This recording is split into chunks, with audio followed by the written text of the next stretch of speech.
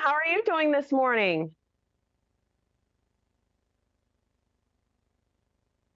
Can you hear me, Laurel? No, I don't know if she has our sound. Can you give me a thumbs up if you can hear our audio? I don't think she can hear us.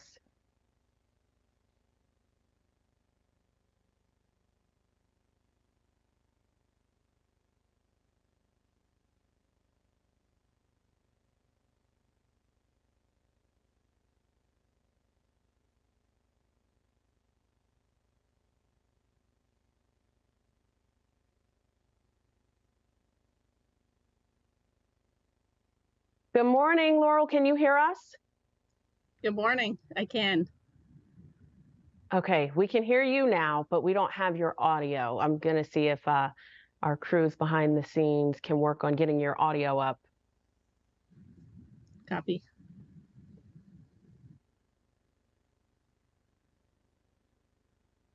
DeMarcus, how's the audio? Okay, still.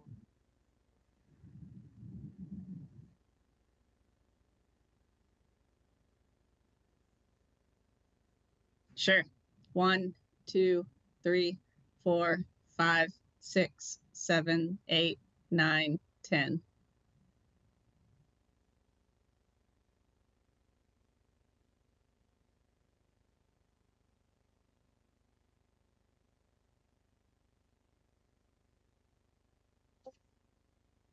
One, 2, 3, 4, 5, 6, 7, 8, 9, 10.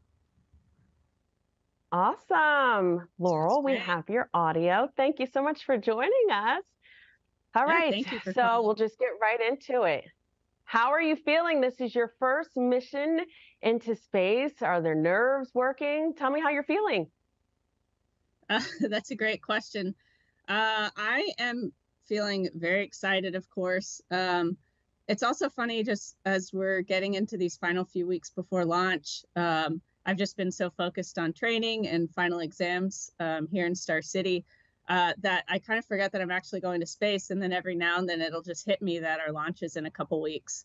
And that'll just be in little moments like a couple weeks ago, I video chatted with Frank Rubio, who's on board Space Station right now, waiting for me to get there so he can come home.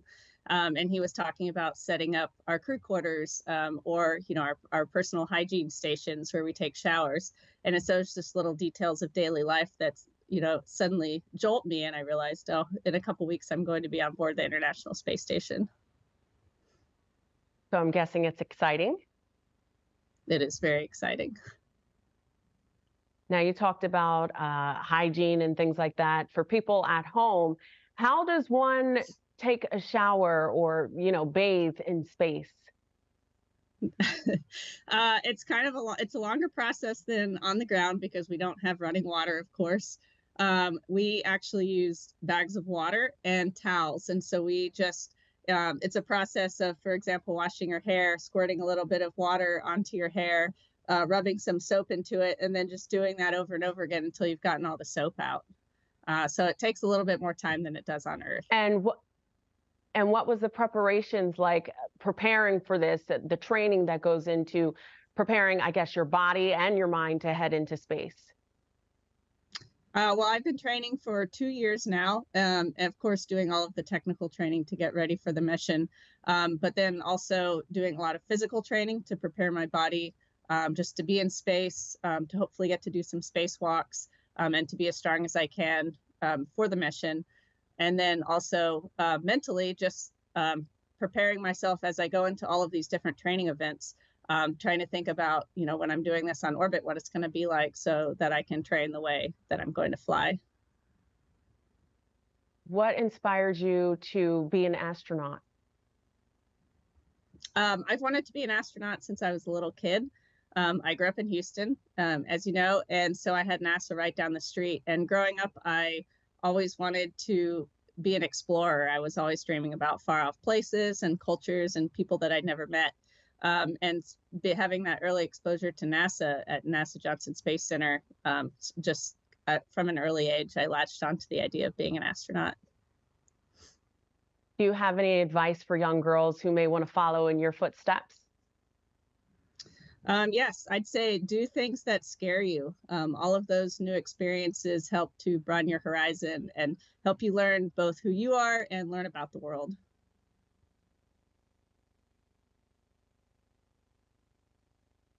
And before you leave us, we need a shout out for Houston, of course. Anything you want to tell your hometowners? Just that I can't wait to see Houston from space, and I'm looking forward to sharing the mission with all of you. We really appreciate you joining us. Thank you so much for taking the time to speak with us, Laurel. Thank you.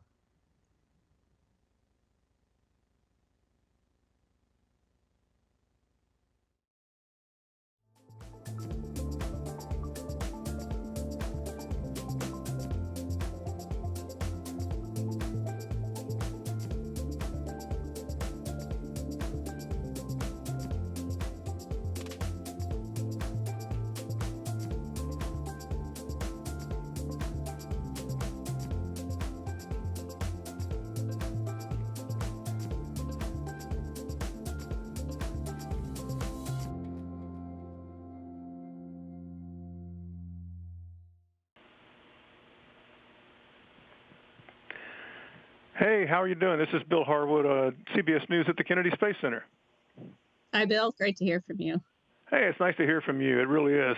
I've only got a few minutes, so I'm just going to jump right in. And one of the questions I always have for folks flying up on the Soyuz is tell me your impressions of your crewmates. What's it been like working with them and certainly with Oleg, with all the expertise he has, lessons learned and that kind of thing? How's that been going? Yeah, it's been going well. I am excited. Obviously, Oleg Kononenko is an extremely experienced commander. This will be his fifth mission for Oleg. And so it's been really neat to get to work with him and learn from him as we go through all of our Soyuz training. And then our pilot, Nikolai Chub, this is his first flight, so it's neat to get to share that with him. And he is just extremely technically competent. And so it's been a lot of fun getting to work with both of them. Has Oleg passed along any good advice for you, just as a benefit of his experience? Yeah, he's shared some things about just living at life on board station, taking photographs from the space station, for example, and then just what the whole experience of launch and like ascent and docking and the mission will be like. I've always thought that people from other countries that become medical doctors in a different language is an incredible challenge, but it strikes me that learning Russian and the ability to fly in a Soyuz spacecraft has got to rival that.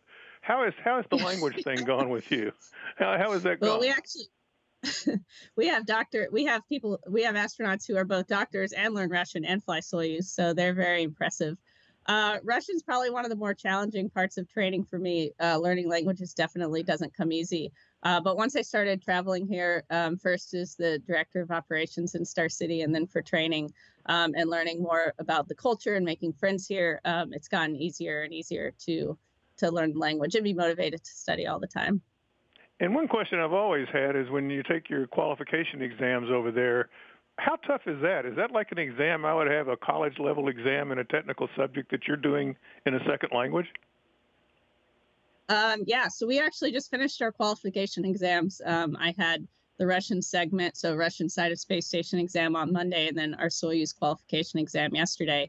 And they're challenging, but it's really in the breadth of information that we need to know. For Russian segment, for example, it's everything from how the technical systems work to doing public affairs events to taking photos. And so it's just this wide variety of work that we need to do. And then the Soyuz exam, of course, is always very challenging and fun because the instructors just throw failure after failure at us, and the crew has to figure out how to respond to those failures. Speaking of that, with the progress of Soyuz coolant leaks, I'm just wondering and I realize that those are kind of a little bit open issues, but apparently a coincidence. But what's your confidence level in the vehicle you're going to be trusting to ride to orbit? I have no doubts about the Soyuz that we're going to fly. I'm very excited about it and getting to fly Soyuz. Well, one more question along some of those lines, and this is not a political question, I swear, but I'm interested since you're before you were assigned to this mission when you were working in Moscow, and now that you are assigned to the mission, what is it like at the working level, working with the Russians when there's this obvious conflict between the two countries? I mean, how does everybody get along? I would say there's no change. My crew is very focused on launch. All of our instructors are very focused on getting us ready. And just at a broad level, NASA and our space station partners are all very focused on safe and professional missions. You know, I've heard you say that you grew up in Houston and that you wanted to be an astronaut from a young age. When did that first occur to you, and when did you realize it was an actual possibility? So my parents told me that I've been talking about being an astronaut since I was around 8 years old, so second grade. I got to grow some tomato seeds that had flown on space shuttle, and that was kind of my first interaction with NASA at that age. And then, honestly, I'm not really sure when I thought it would become a possibility. I had gone off into ocean science and was doing ocean engineering, but I always had it in the back of my head that I should at least apply. Because if you don't apply, there's 0% chance of becoming an astronaut. So I applied a couple times, and then I was pretty surprised to get to interview and then have the honor of being selected. And you've kind of addressed this, but from a personal standpoint, I mean, I think the prospect of flying in space must be, you've already said this, really exciting, obviously, but you know, what are you looking forward to? I know everybody looks forward to the view out the cupola and being weightless. I've been in the Vomit Comet and had a little bit of weightlessness, 30 seconds at a time. And it was so magical, I can't imagine 6 months of that. So is that really the top of the list? Yeah, it's hard to imagine because I did have that limited microgravity experience, what it's going to be like when we're actually in space in those first few minutes where we're weightless, and then that just doesn't go away for 6 months. So I'm looking forward to that feeling. And just kind of learning how to live and work in space, do all of the daily tasks, that you would do normally here on the ground, and then also all of the science and maintenance that we're going to get to do. So just kind of that day-to-day experience of working in a 3D environment versus a 2D environment. And then I'm also just really looking forward to the relationships with my crewmates that I'll have and with everybody on the ground, and just getting to share that whole experience with everybody. Yeah, and this is kind of a dumb question because I know you're really looking ahead to the very next flight, but the Indians just successfully landed their lander on the moon near the South Pole today, just a few minutes ago, actually. Pretty neat mission, and obviously there's a really renewed interest in the moon. Is that something that would interest you down the road? And I do realize that's a dumb question to ask somebody who's getting ready to go off on a 6-month trip to the ISS, but the moon's out there. Just curious what your thoughts are. Definitely. I think all of us would love to go to the moon. It's a super exciting time to be at NASA right now. And I can't wait to do this mission and then also come back and support Artemis 2 and the future Artemis missions in some capacity. It's going to be awesome. One last question. I know that everybody who goes to the station wants to obviously do a good job when they're there. Do you have any concerns at all about your 6-month stay? And I don't mean concerns about safety or something like that. I just mean in terms of getting the job done that you're assigned to. What do you think the biggest challenges will be? I think it's a good question. And I think for me, one of the bigger challenges that I'm anticipating is just not being able to go outside. Spending time outside is important to me, and it's kind of how I recharge my batteries. So I think it'll be really interesting to just see what it's like living in an environment where I can't just, pop outdoors for a few minutes to relax at the end of the day. And then also just the challenge of it, we're going to be very busy on board, so there'll be a lot of work. But I think even challenges like that are just something I'm looking forward to embracing and adapting to, because the environment is new and it's going to be so interesting. Well, I wish you the best of luck. I hope to talk to you in orbit, and I hope that, I hope you get a chance to walk outside. Who knows? But anyway, I hope you have a great flight. Looking forward to it. Thanks. Thank you.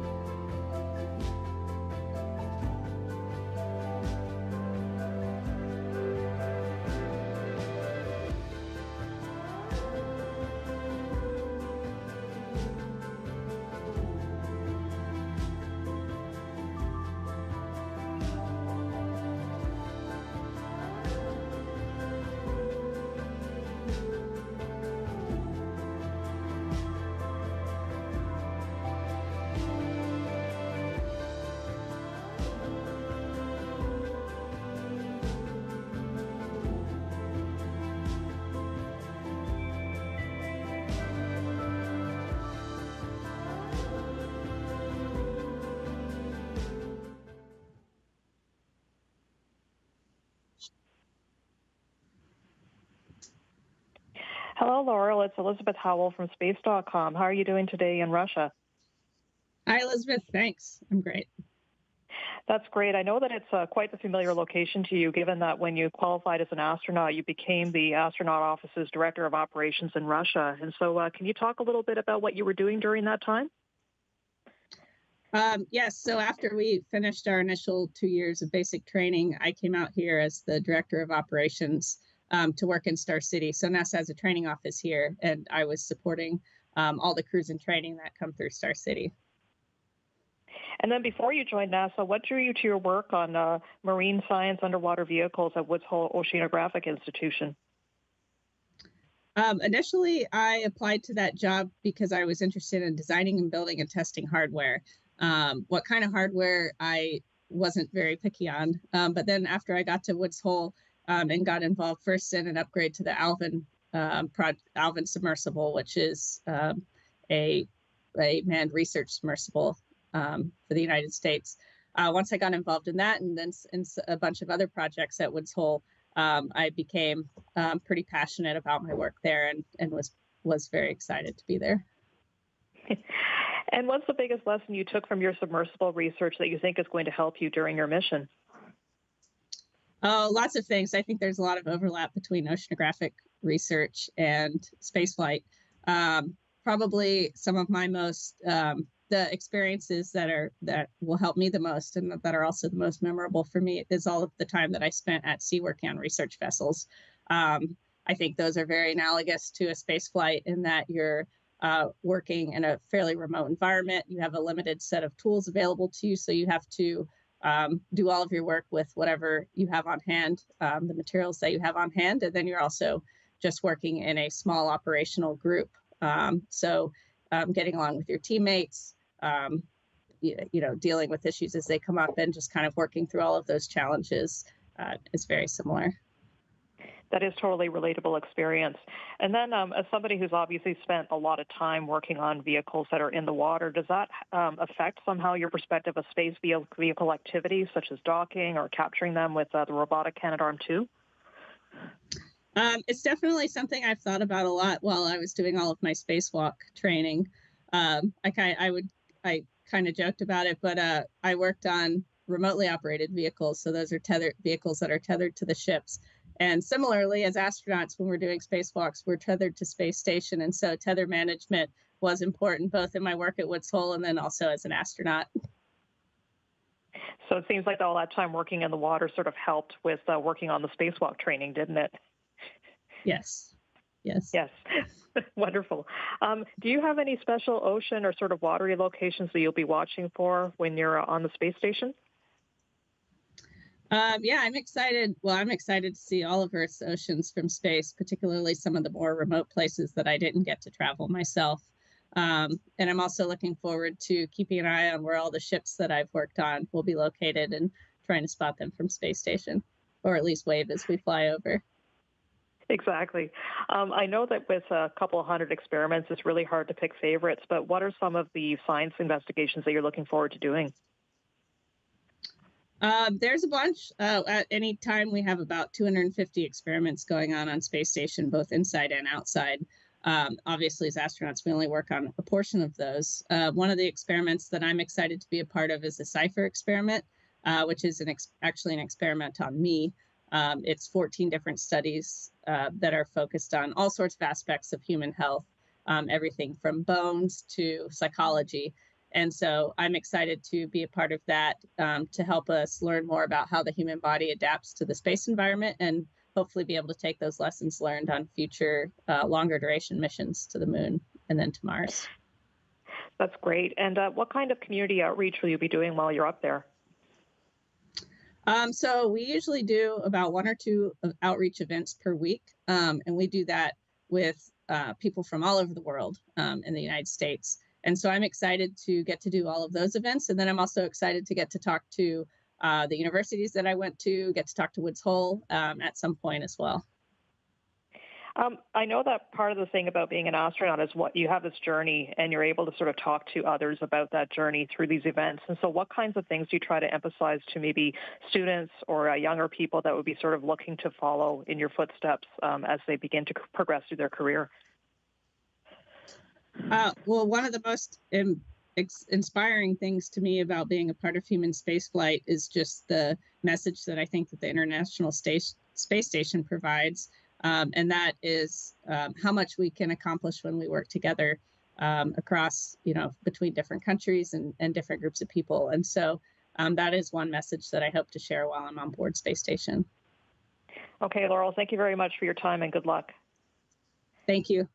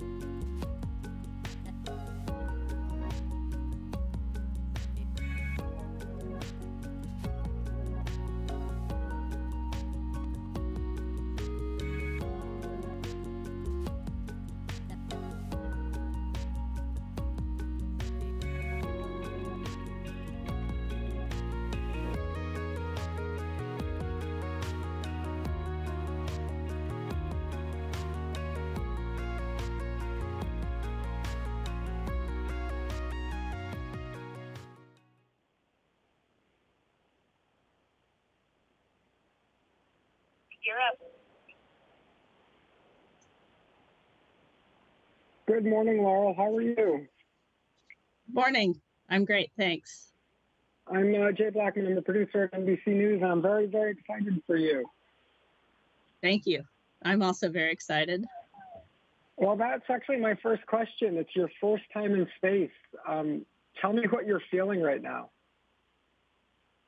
I'm feeling a lot of excitement. I've been focused really hard for the last couple months and weeks just on finishing training, both first in Houston and then now in Russia. We just finished our final exams yesterday, actually. So I've just been very focused on preparing for the mission. And now I get to, kind of shift my focus a little bit to going down to Baikonur next week and then launching in a couple weeks. And so just through that, it's kind of been this surreal experience where I'm so focused just kind of on the day-to-day tasks that I sort of forget that this actually all ends in launch and a space flight. But every now and then I'll remember that and those moments will hit me, and it's pretty amazing feeling. And you will be, looking down on an Earth that isn't exactly the most peaceful at the moment. What and I'm sorry I'm asking this question, but because you've been asked it, I'm sure 20 times this morning. What's it like to work with the Russians at the moment, with U.S. relations not being as great as they could be? I know that space is apolitical. I'm assuming that you're going to hope to keep it that way. Yes, I would say both in all of my experiences here on the ground and also on board the space station, our relationships are the same as they've always been. We are just focused on the mission, focused on launch, and NASA and our partners are focused on safe and professional operation of space station and in all of our human spaceflight operations. Is it a topic that you ignore with your Russian counterparts? Yeah, we're just focused on getting ready for launch at this point. It's been very busy with all of our technical training. So it's an exciting and it's a great time to be in your business at the moment, with everything that's going on with the moon and with Mars and things like that. You could potentially be on an Artemis mission. How would you feel if you were chosen for that? And what do you think of this exploration? It is a busy time at NASA. It is. It's a super exciting time to be a NASA astronaut and to get to work at NASA. There's so many different things going on. We have space station, we have Artemis, and we have all of these new commercial ventures related to space station. And so there's all these different things to work on right now. And I would be absolutely thrilled to be a part of Artemis. I'd be thrilled to continue to be involved with the space station program. There's just a million different things I'd like to do after this. Is there anything that you're bringing to space that is particularly meaningful to you or to your family? Yeah, I'm bringing a bunch of things. A couple of the personal items that I've chosen to bring are a couple of journals, just blank page journals, and some drawing pencils, because I know we're going to be really busy and the days are just going to fly by. And so I want to be sure to record all of the little moments that I don't want to forget, either by writing about them or sketching. I like to draw and do art. And so I want to capture all of those moments because I think one of the main reasons that we're there and that we have the International Space Station is to share that human journey. So I want to make sure that I don't forget all those moments. And, STEM is a huge career field for young people. What's your message to people, to young men and women, or young boys and girls, I guess I should say, about space? I think there is, in the space program, room for everybody. We have astronauts, of course, and we have engineers and scientists, but we also are supported by so many people. We have doctors, we have lawyers, we have publicists. So if you're interested and passionate about space and exploration, then there's a place at NASA for you. When you were a young girl, did you ever dream that you'd be living on the space station and floating up into the cupola to look down on Earth? Is that something that ever crossed your mind? It definitely crossed my mind. I've wanted to be an astronaut, or I've been dreaming about being an astronaut since I was a little kid. And I definitely thought about it a lot when I was in high school and that age. But I, dreamed about it, but I don't think it feels surreal that I'm actually doing it. I don't think I ever thought it would actually be reality. And if you get chosen for Artemis and you get chosen to walk on the moon, what would that mean to you? That would be, of course, very meaningful. It would be amazing. I think the most sort of emotional moment for me would be to be standing on the moon and looking back at Earth and just seeing our planet in its entirety in the blackness of space. I think that would be a pretty powerful moment. And what is it that you're most looking for? Obviously, there'll be a lot of work on the station. Your days are not your own and heavily scheduled. But what is it that you're most looking forward to up there? I am looking forward to work-wise, just kind of getting to work on the variety of science that we get to do, and then getting to fix things. I really enjoy that.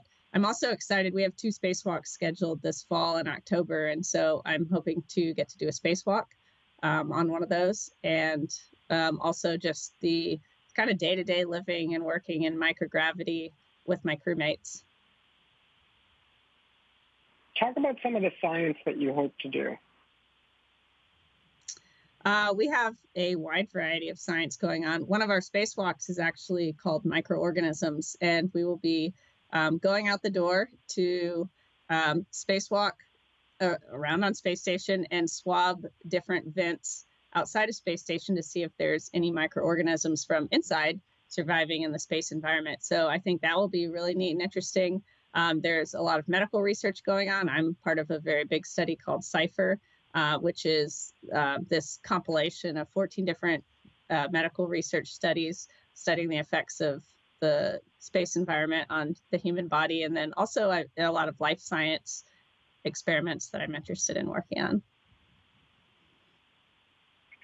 That's all I got, and I think I'm running out of time, Laurel. Have a great, safe trip, and we're looking forward to maybe talking to you on orbit. Thanks. That would be great. Thanks for the questions. And take care.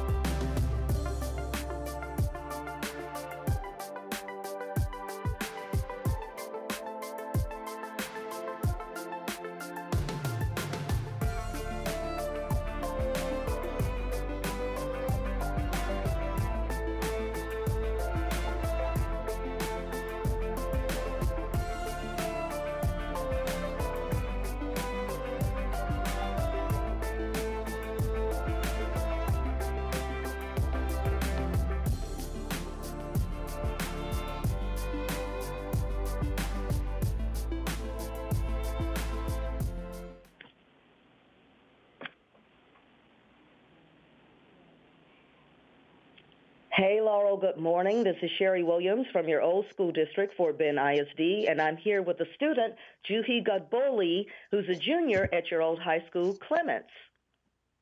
Good morning, Sherry and Juhi. I'm super excited to talk to you guys. Well, not as excited as we are. And the current principal of Clements is also here in the room, so we're all very proud, as you might imagine. I know it can be a long road to become an astronaut. So how long was that road for you, and what was your reaction the day you found out you made it? That road was long for me. I've been dreaming about being an astronaut since I was a little kid.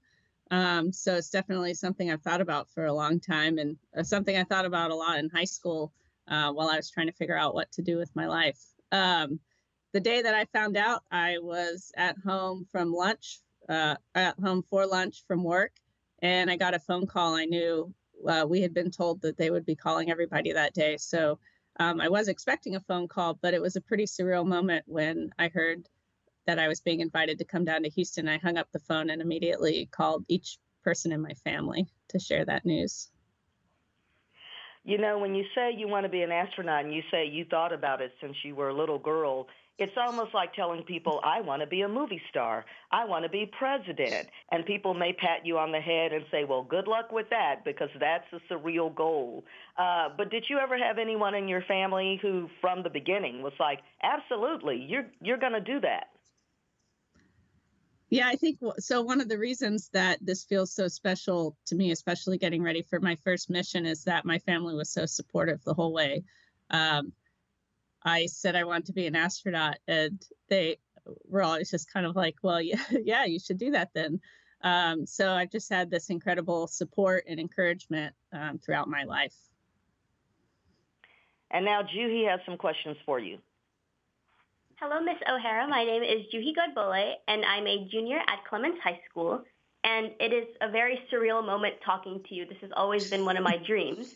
But the first question I would like to ask you is, what inspired you and gave you courage to become an astronaut? I've had a lot of inspiration throughout my life from people I've gotten to know and work with, from my family. But I think some of the best advice that I was given early on was that there's no chance that you can become an astronaut or do anything that you want to do if you don't try. And so even before I think I met the minimum qualifications, I tried to submit an application, and then just tried a couple more times before I actually got selected. So I was just encouraged to, go ahead and try, even if you're not sure if you'll be successful or not. And for someone who wants to go into this field, what would they have to do in high school in order to reach their goal, or what courses would they have to take in order to be successful? I think in high school, really, the best thing you can do if you're interested in doing something like this or anything is just study all of the different subjects as hard as you can, because it really, becoming a well-rounded person is important no matter what career you choose to pursue. So studying hard in school, playing sports or doing something athletic just to stay in shape and take care of your health, those are all important things to do in high school. And finally, what advice or encouragement would you give to someone that would like to pursue a career in STEM? I would say to do things that scare you, and don't be afraid to ask for things that you want. Find a good mentor. Look at people who have similar careers to the one that you want to pursue, and try to get in touch with them, and just see how other people have gone through those journeys. But most importantly, don't be scared to take those first steps. Thank you so much, Ms. O'Hara, for your time. So, Thank you. Loral, Juhi here says that she may want to be a doctor at NASA. And there are so many different things that people can do as part of NASA or even their contractors. Can you list some fields that people may not think about? Well, one thing that we like to say is that you can do anything at NASA that you could do in a small town. So we have everything from doctors, we have lawyers, we have artists, we have graphic designers who support us, and so or who work at NASA, and so you can do almost anything that you want to do and be supporting the space program. What do the graphic artists do? So all of the materials that you see coming out of NASA, from posters to videos, they put those together. They design the patches that we use and that you see for all of the missions, and things like that. Did you go to any Fort Bend ISD schools besides Clements?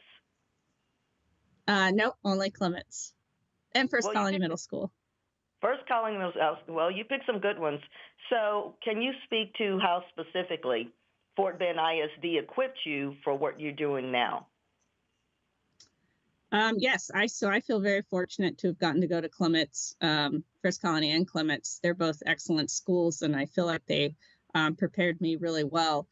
So I understand and appreciate the impact of that opportunity that it had. It was a good foundation to launch my education from. Do you have any specific memories or teachers from Clements that you recall who had impact? Our theme this year is Know Your Impact and Choose to Care. Is there someone who embodied that for you when you were a student here? Yeah, I had a lot of great teachers. One of the things that took up a lot of my time in high school was art. And so my teachers, Mrs. Doyle and Miss Waterman, were very influential characters in my life. And then I also did cross country and track, and my coaches there were also very special. Did you know that Clements is celebrating its 40th anniversary this month? In fact, there's going to be a party August 31st. I know you're in Star City, Russia, so I guess you can't make it, but do you have No, but I did hear about it. Congratulations. That's great. Do you have a message for them? Just keep being excellent is what I would say. It was an awesome opportunity to get to go to school in Fort Bend. And this will be your first space flight, correct? Yes. So what do you think that's going to be like? Not many people in the history of man have ridden a rocket into space. What do you think it's going to feel like, smell like, sound like, all of it? I don't know yet, but I will tell you when after I do it. I think it's going to be just an amazing experience. Just being in a completely new environment, like space flight, is something that we train for in all different kinds of ways on the ground, but we don't actually know what it will be like to be on the rocket and be in microgravity until we're doing it. And so I think just that whole experience of adapting to a brand new environment and working under all the different challenges that we'll have while we're on board is something that's going to be just an incredible experience. And lastly, what do you think will be your prevailing emotion? Wonder, fear, excitement? I think a mixture of wonder and gratitude to get to be a part of this mission. Well, we're grateful that you're going. Godspeed. And thanks for talking to us today from Star City, Russia. Thank you.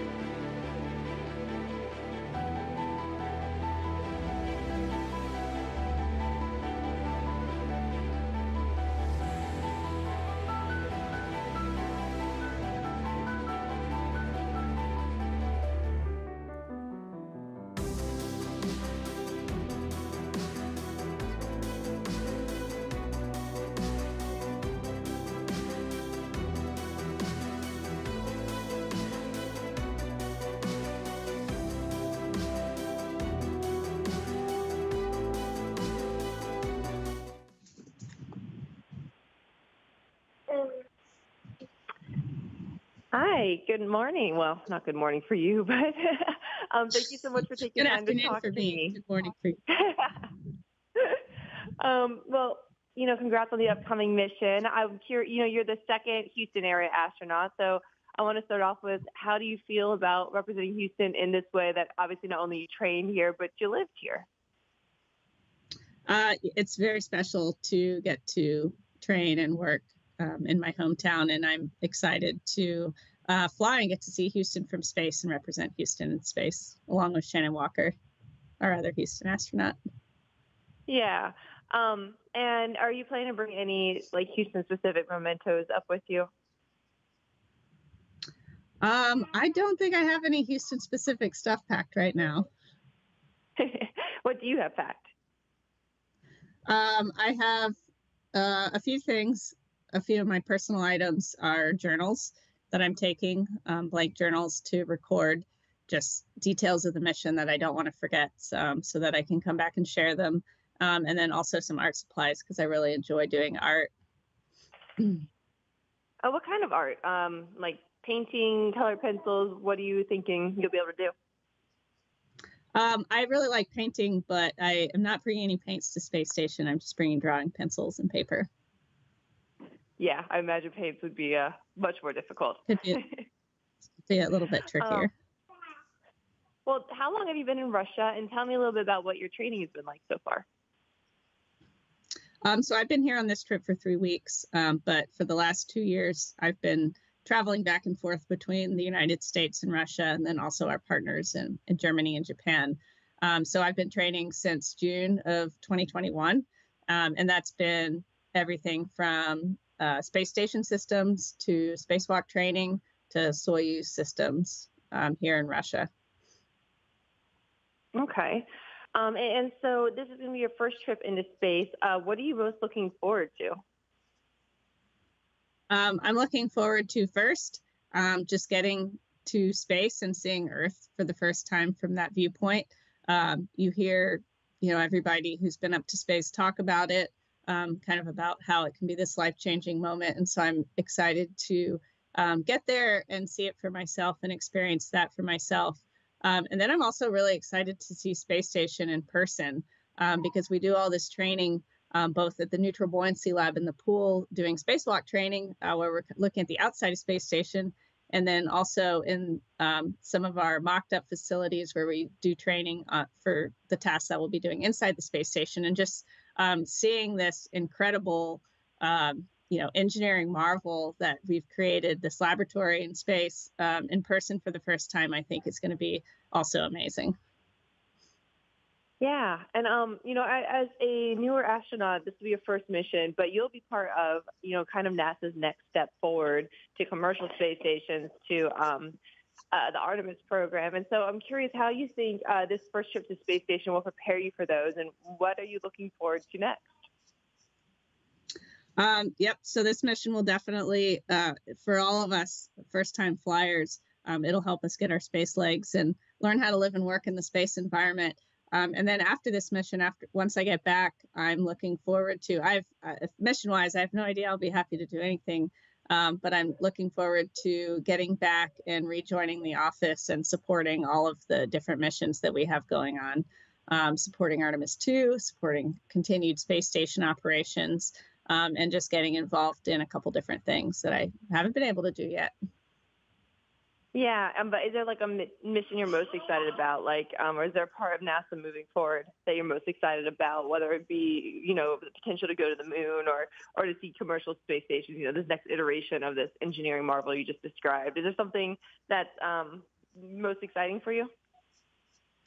There's no one thing that's most exciting for me, but I have been supporting space station operations pretty much since I started at NASA. So I think it would be interesting to get to do a little bit of work in exploration, like related to Artemis or in the commercial crew program, just to get exposure to all of the different programs that we're working on. Yeah. And so, I was looking at your bio again this morning, and I saw that a lot of your experience for NASA was on submersibles. And obviously it was very different than, the submersible accident that just made recent headlines. So I was curious if it made you think a little bit about, the implications of that accident and going forward with space travel. Did you have any of those thoughts when you heard the news? Not really related to my mission directly, but of course, we understand the risks that we're taking, and we do a lot of training to mitigate those risks and be prepared to deal with, any situation that might come up. And so I feel very prepared for the mission and ready to handle any kind of experiences that we might have while we're on board, either during launch or during the mission. Yeah, I guess I'm sorry. I guess I meant more along the lines of, this new aerospace is starting where we're getting a lot of commercial participants going into space. And, obviously the Atlantis one was a commercial, a tourist ride. And so I was just curious if you thought that could hurt, the commercial side of space as it was moving up. Obviously, I know everyone's prepared for safety, and I know your mission's very different than the commercial missions. And obviously you're a professional astronaut, but I was just curious if you had any thoughts around those. No, I don't think that will negatively impact, commercial space flight.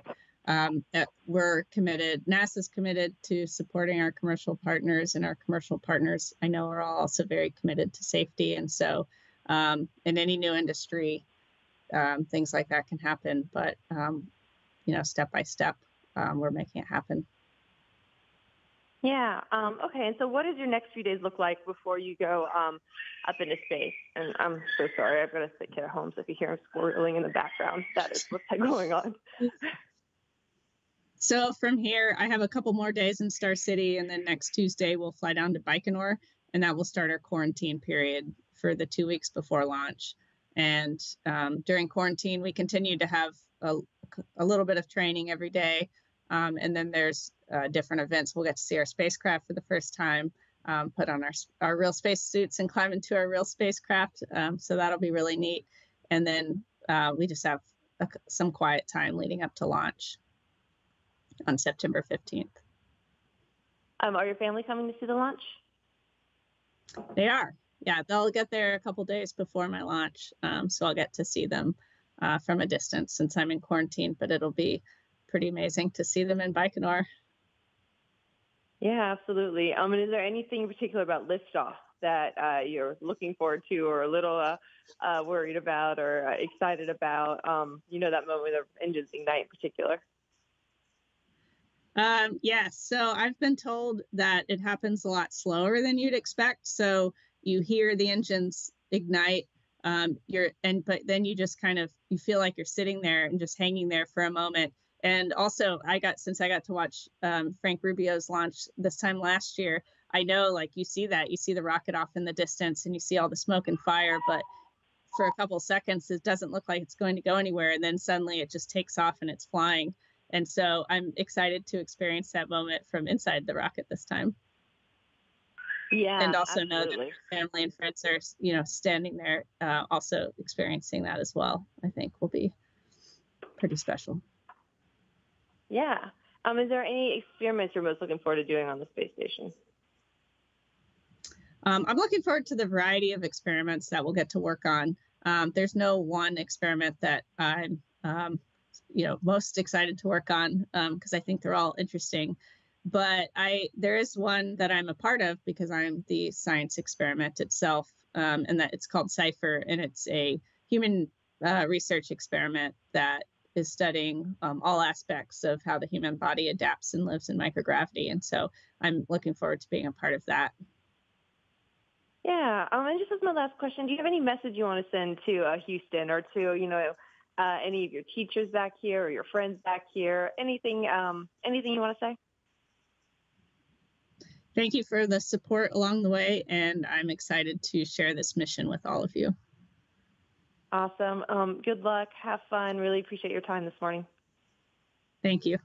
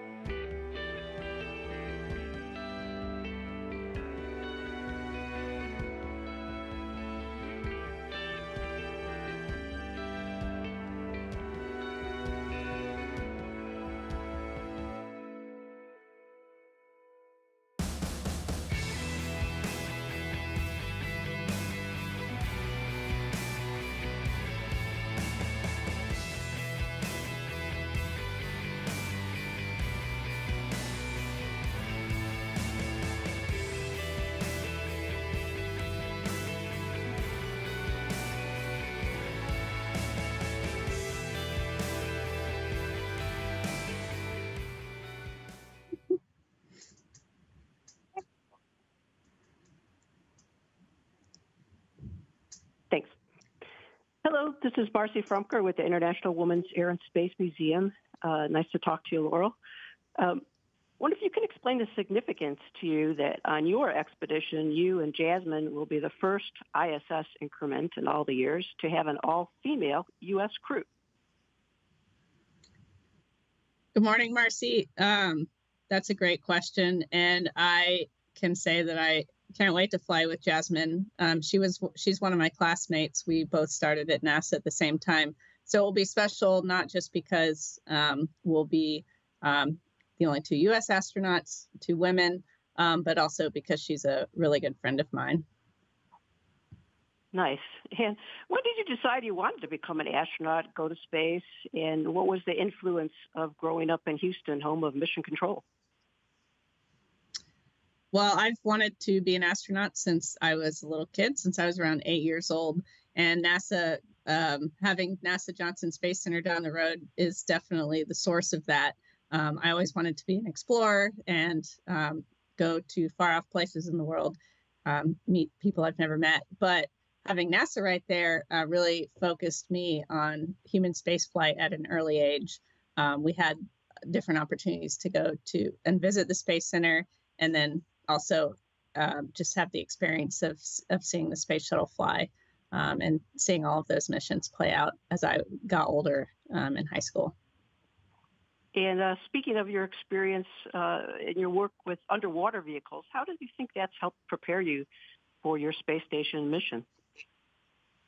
That's definitely helped prepare me. Some of my most favorite moments in my life have been at sea on research vessels. And some of the things that I take away from those experiences is just learning how to work in small operational groups. So learning how to be a part of a team in a remote environment when you're far from home. The conditions are challenging. You might not be getting enough sleep, for example.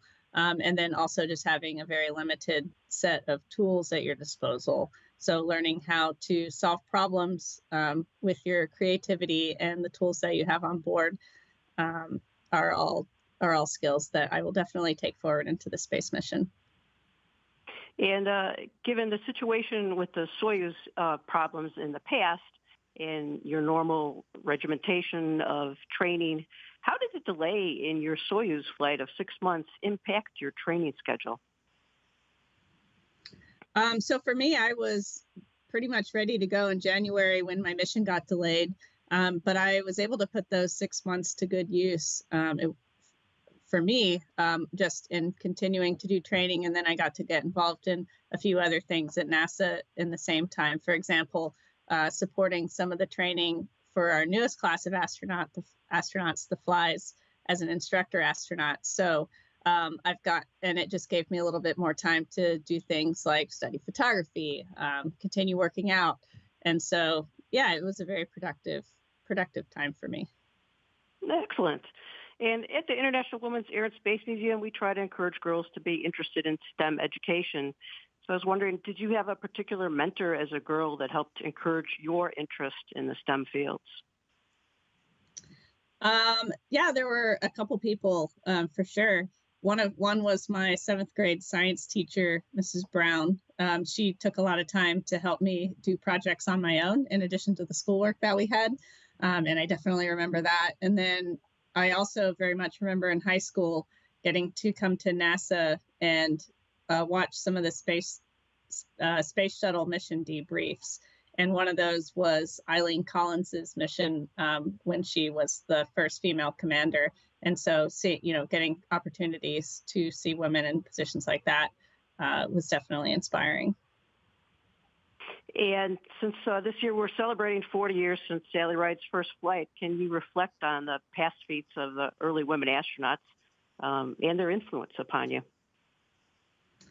Yeah, it's been amazing it's amazing for me to become a part of that legacy and have so many inspiring women to follow and learn from as we move forward. From Sally Ride all the way to my classmates now, who are all incredible and inspiring women that I feel very fortunate to get to be a part of. And Can you describe the most difficult and the most fulfilling aspects of training for this mission? That's a good question. I think as far as the most difficult aspects of training for the mission is just the breadth of subjects that we study and need to know about, and just kind of jamming all of that information in your brain for future use. And that's everything from the technical systems on space station to photography to even medical skills, because on space station, we can't just go to the doctor. We are the doctors.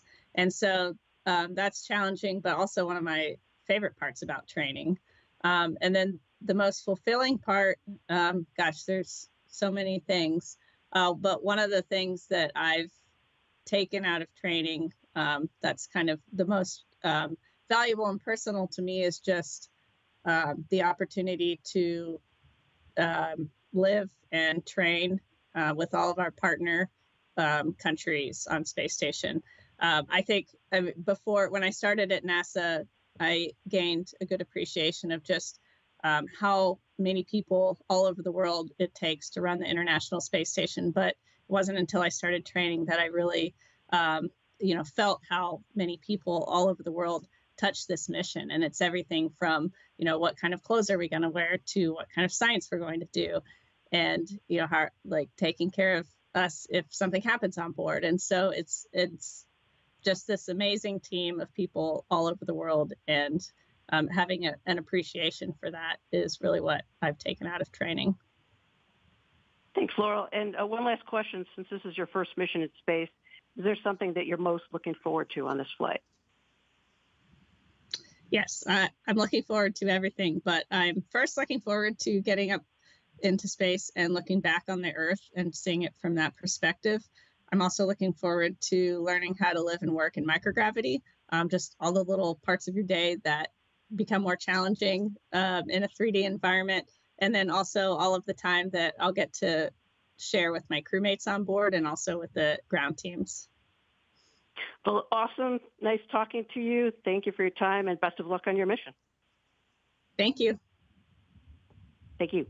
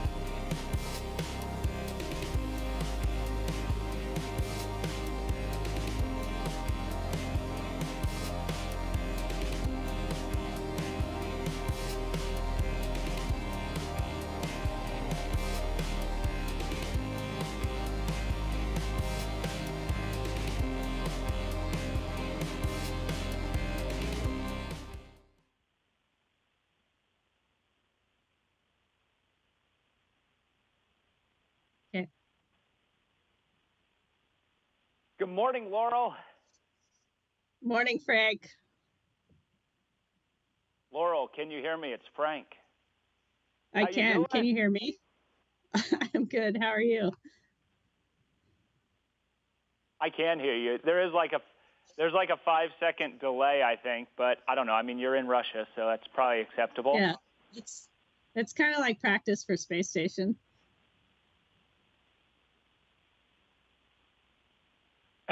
All right. That's cool. Hey, we're going to, I gave you a couple of those questions. I'll ask you about Nick Hague, since we've talked to him before, and yeah, we'll go from there. Talk to you soon. We're going to be live.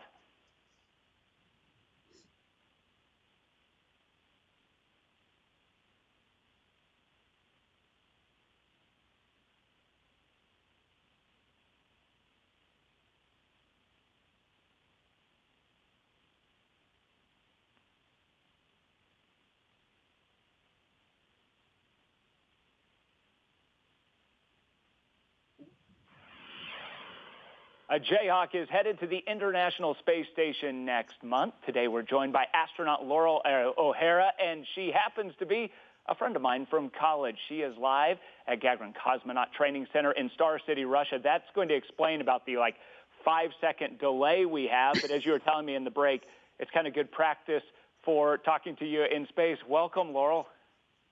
Thanks, Frank. It's great to talk to you.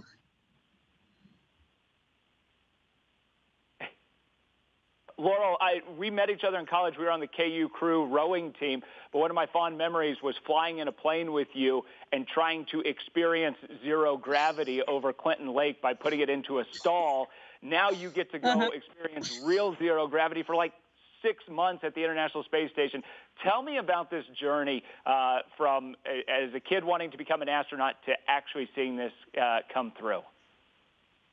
Yeah, well, it's funny because thinking about those floaties, we got a couple seconds of microgravity when we were flying like that.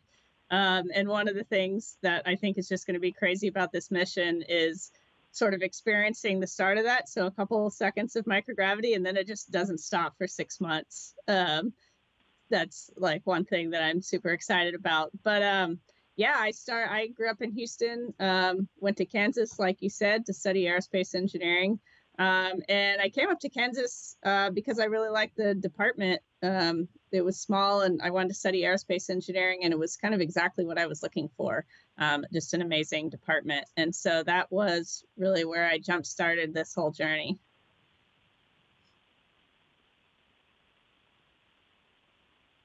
Tell me about this mission that you're going to be on. What is your role going to be? I know there's going to be some experiments, some of which may even be performed on you. Yes. So I'll be a flight engineer on Expedition 70. As astronauts, we are trained to do anything that needs to be done on space stations. So we get trained as the mechanics, we get trained as the scientists, the technicians, the doctors. So I'm looking forward to getting to do all of that. You mentioned some of the research is on me. That's true. I'm part of an experiment called CIPHER.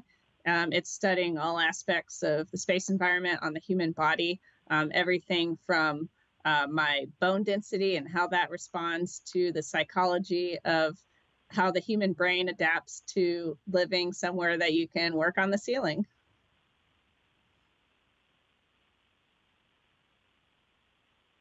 And you're going to be flying there on the Russian Soyuz rocket.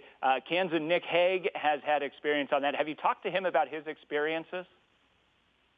Yeah, he was actually, we get to have a few meetings with astronauts who have also flown on Soyuz before us, and he was one of my mentors in those meetings. So he shared all of his experiences flying on Soyuz and then also working aboard the International Space Station.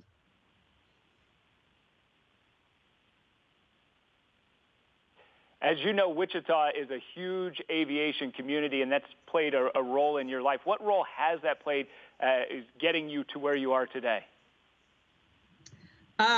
Getting to live and study in Kansas, that's just this huge center of aviation in the United States, was really special. And at the time, as an aerospace engineer, it was just amazing to have all of those resources. I definitely remember going on school field trips or, class field trips in college to Wichita and getting to tour all the different factories there. And I think that was definitely where my love of designing and building hardware and testing and, testing and engineering operations came from, for sure.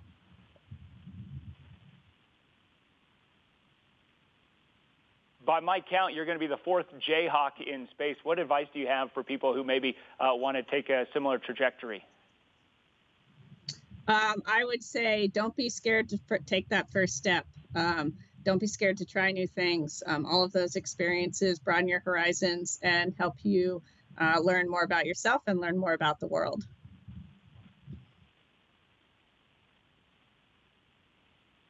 Loral, best of luck, Godspeed, and Rock Chalk Jayhawk.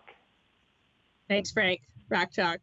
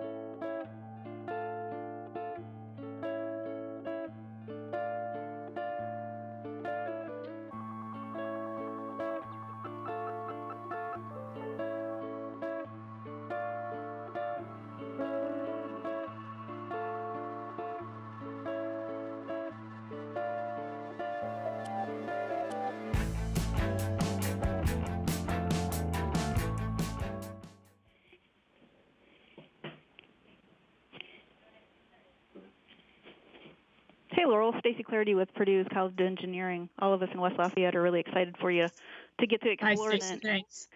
Yeah. I'm sure you've been bombarded with texts and emails since the mission was announced. What kind of support have you felt from the Purdue engineering community? I've definitely received a lot of support from Purdue, just texts and emails from friends that I had while working there, and then also just the broader community in general. Obviously,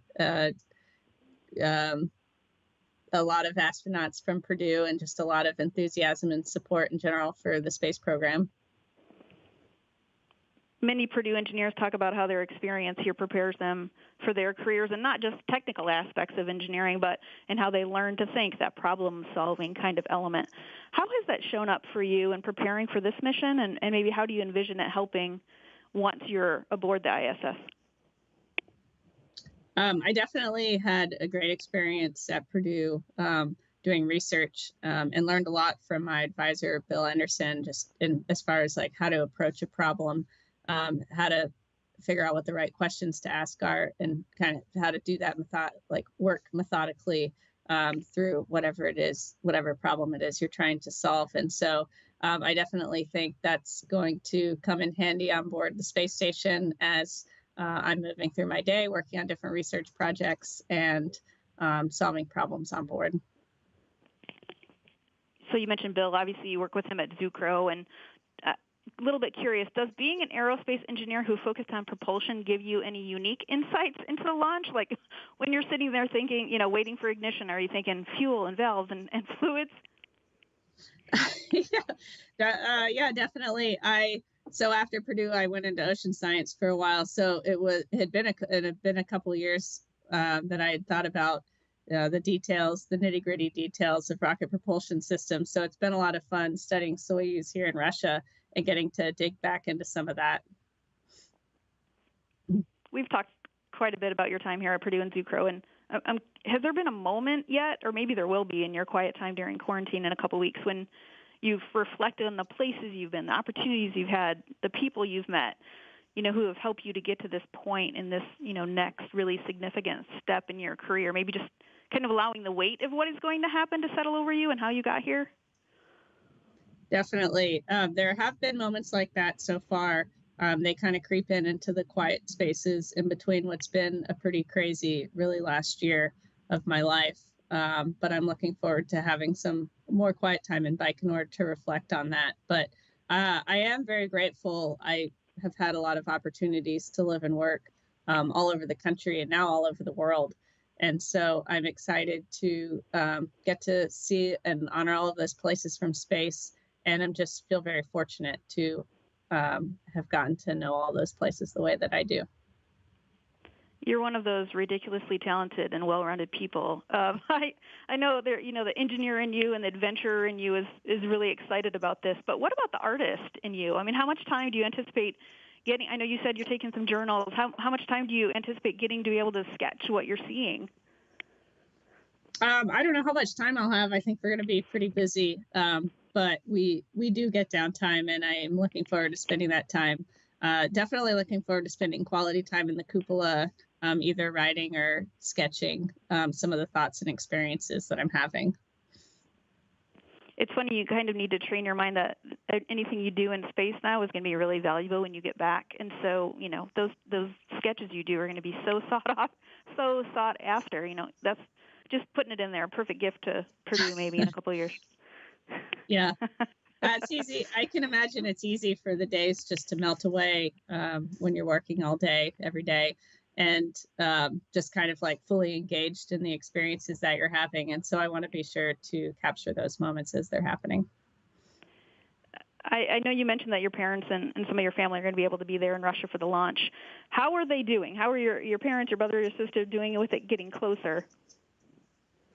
Overall, they're doing good. I think the closer the launch gets, they're very excited to be able to come and see the launch in person.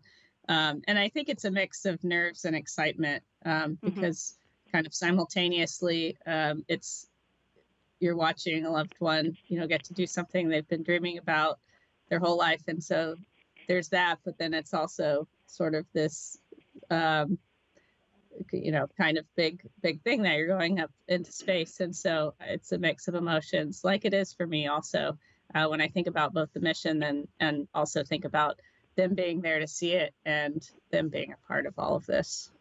It's very special. How many boxes of Triscuits have you packed? I don't know. I asked for a lot, so we'll see what ends up there. Thank you so much for the time, Loral. Great to speak with you again. Safe travels. Can't wait for you to visit campus. Tell us all about it when you get back. Maybe we can snag a chat with you aboard ISS. That'd be great. I hope so. Thank you. Thanks, Laura.